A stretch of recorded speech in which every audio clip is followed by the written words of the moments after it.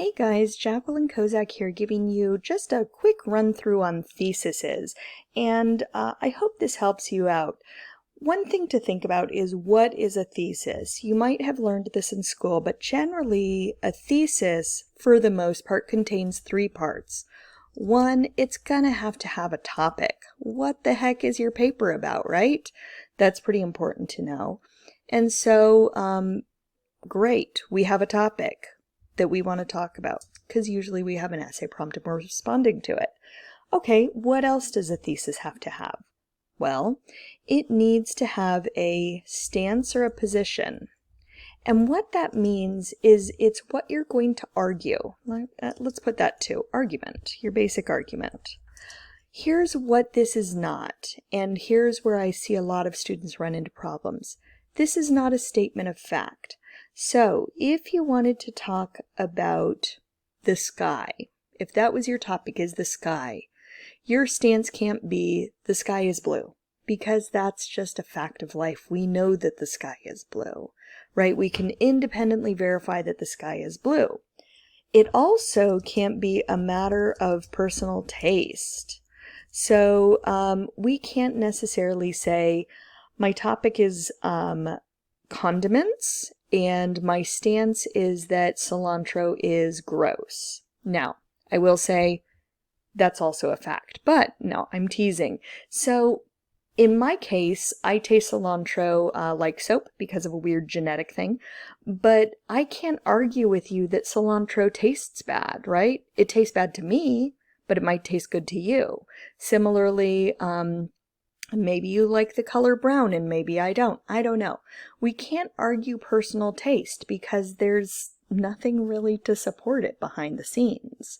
And then the third thing that your thesis is going to have is a rationale, or what we might call a reason why.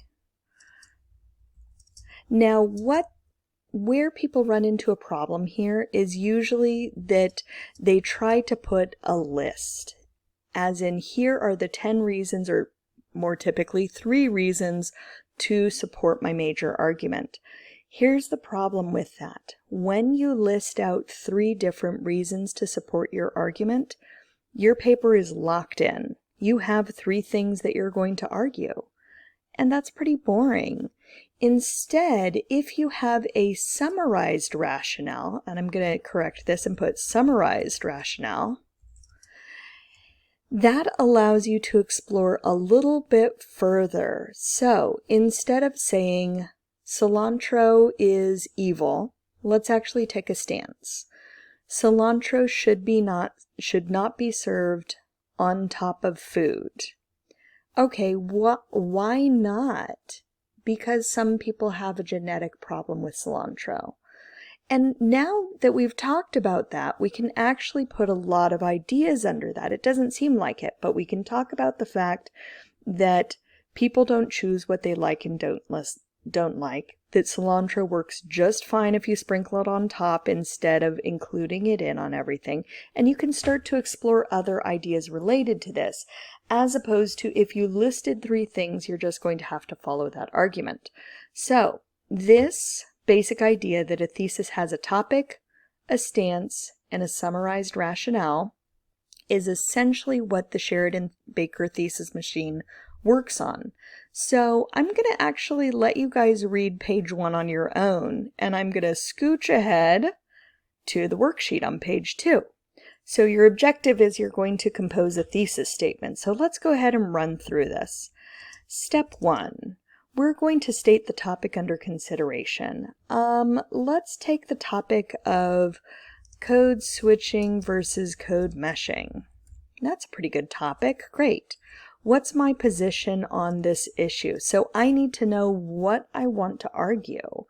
I am going to argue that, let's see, code switching should not be taught in school. Okay. Great. So there's my position. Now let's brainstorm some reasons why this might be the case. So let's start with because, just because it helps me. So code switching should not be taught in school because it makes it harder for English language learners. Oops, typo here. There we go. Why else should code switching not be taught in school?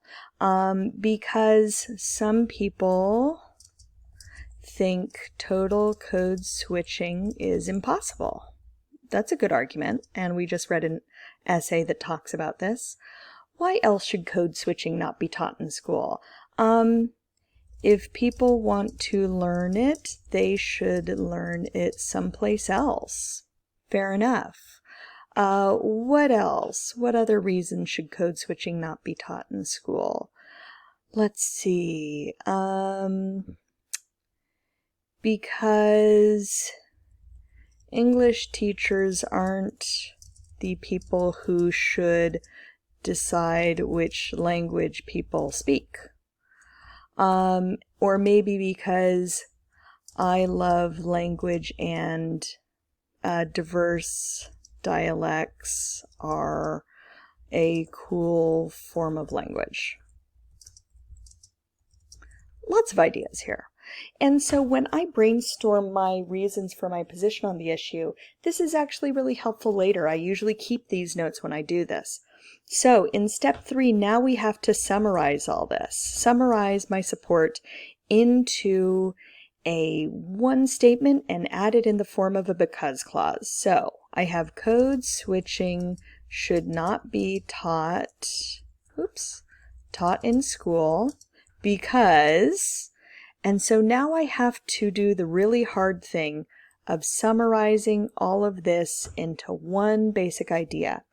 Now the way to think of this is this needs to be an umbrella. It has to cover this as much as possible, but not be so huge that it's unmanageable. So this is where it actually gets hard. This is a skill that you're going to end up learning as we go on. And so if you struggle with this, don't feel bad. I've practiced this a lot. I've written a lot of papers. So let's see here. Code switching should not be taught in school because it is not, and you can just struggle here and write something terrible, by the way. It doesn't matter if this is bad. So let's see here. And I'm doing this on the fly, by the way, so you're seeing me think in real time. Because school isn't the right place for teaching dialects. And this kind of doesn't cover everything.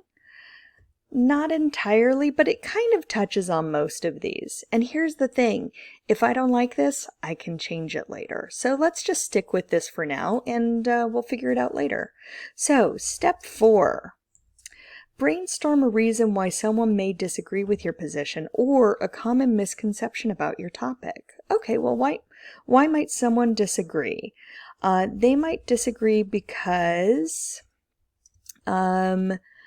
having everyone speak the same language will reduce disparities between people. Fair enough. And maybe that you need to learn to speak the language to get jobs that pay well. Very, very important. Everyone expects it, and that's a big one too, right? Why might somebody disagree with me and think that code switching should be taught in school? Because you can't get into a position to change the system if you don't speak the language. Although this kind of is covered by something else, but hey, again, this is a brainstorm, so it doesn't matter if it's not perfect, right? And so now I'm going to summarize all of this disagreement with my topic and add it to my thesis. So, a summary of all this is that because learning to speak proper English is a way to get ahead in our society. So, let's go ahead and look at what this says. Now, begin your thesis statement with this qualifier. If you need help, try using the word although to begin the clause. So, let's do this. Although learning to speak proper English is a way to get ahead in our society. And let's go ahead and get our summary here and paste it down here. Code switching should not be taught in school because school isn't the right place for teaching dialects. Okay, great. So this right here, that's my working thesis. Whew, awesome. Now, why is it a working thesis? It's because you're still working on it. If you don't like it, change it. There's nothing wrong with that. I change my thesis all the time. I usually write my thesis towards the end of my paper, as a matter of fact, and after I'm done writing, I rewrite my thesis to make sure everything lines up. It's not a bad thing if your thesis changes. So, I hope this has helped you understand the Sheridan Baker thesis machine and understand what the major parts of a thesis are. If you have any questions, as always, do feel free to get in touch, and I hope you have a good one.